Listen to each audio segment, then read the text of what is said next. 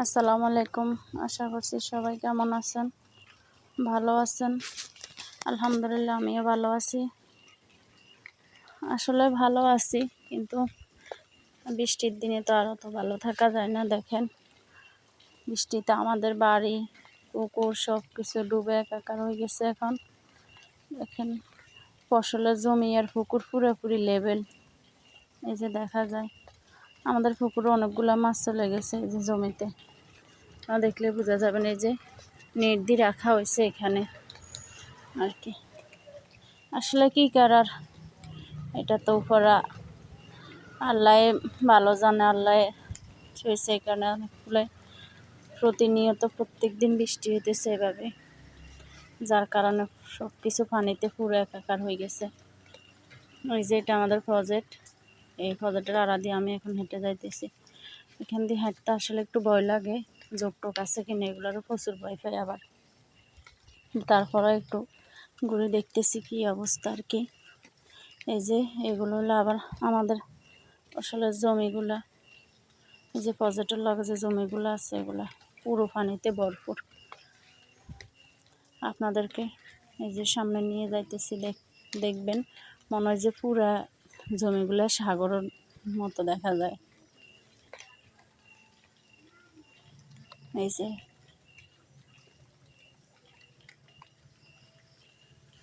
আসলে বৃষ্টির দিনে কোনো কিছুই ভালো লাগে না। বৃষ্টি হলে সব কিছুই মনে হয় যে পচা পচা মুছে রয়েছে, এরকম একটা অবস্থা দেখা যায়। এই যে দেখেন, পানি দিতে কীরকম দেখা যায় জানি না, কিন্তু প্রচুর পানি এখানে। এই যে আমাদের কলা বাগানের কলা গাছগুলো এইভাবে অনেকগুলো গাছ পড়ে রয়েছে, যেগুলোতে কচি কচি কলা আছে ছড়ার ভিতরে। যে দেখেন, এই ক্ষেতগুলোতে কিন্তু এখন প্রচুর মাছ পাওয়া যায়। অনেকে আবার এই যে মাছ ধরার জন্য নেট বসা আর কি, মাছ ধরার জন্য আবার মাছ পাওয়া যায় এটা আর কি, যেটাতে এই যে অনেকে রাতের বেলা এই নেটগুলো বসায়, সকালে নেটগুলো উঠে ফেলে আর কি। এই আমাদের কলা বাগান ভিতরে, এটাতে ক্যামেরা আর কি। এই যে দেখেন, অনেকে সবাই, এটা আমার চাচাদের পুকুর, ওই যে নীল রঙের এটা আমাদের পুকুর। পুকুর দুইটা একসাথে হয়ে গেছে বৃষ্টির পানিতে, পুরো ভরপুর হয়ে গেছে।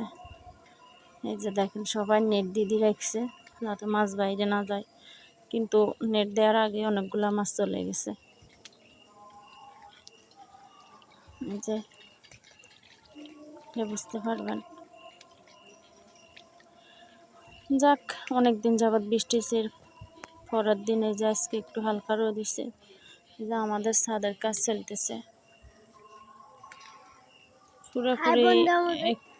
পুরোপুরি একটু কমপ্লিট। এই যে পাইপ টাইপ ইলেকট্রিকের কাজও কমপ্লিট হয়ে গেছে। আমি একটু দেখলাম আর কি। আসলে আমি এইভাবে আর কোনো দিন পাইপ কীভাবে ফিটিং করে ওটা দেখি নাই, এই জন্য একটু দেখলাম আর কি, যে ছাদের ভিতরে পাইপগুলো কীভাবে ফিটিং করে। এখনো কিছু কিছু কাজ হালকা বাকি আছে, কিন্তু প্রায় 100 ভাগে 90 ভাগে কমপ্লিট হয়ে গেছে আর কি।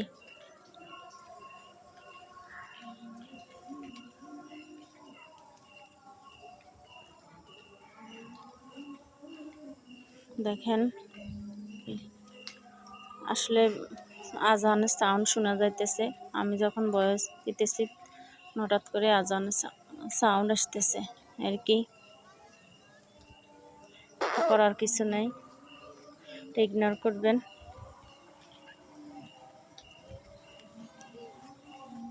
এই যে আসলে আমার ছাদটা অনেক বড়, এই কারণে ক্যামেরাতে কি আসতেছে দেখে না। এখন আমি ঘুরে ঘুরে এগুলো আসলে করতেছি, তো কারণে